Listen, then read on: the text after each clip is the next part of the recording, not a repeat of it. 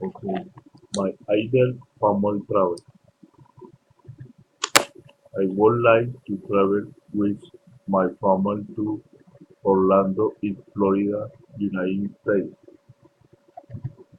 and spend 50 days in the theme park with my wife and two children.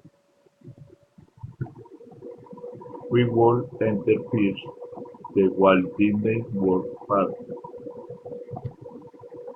then the SeaWorld Park, and see the Marine Animal Show.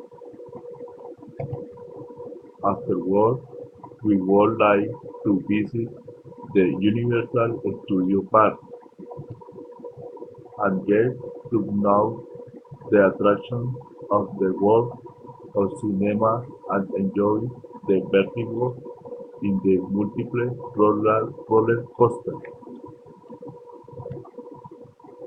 Finally, we would like to go to the Disney Zoo known as Animal Kingdom and we see many exotic animals walking near us.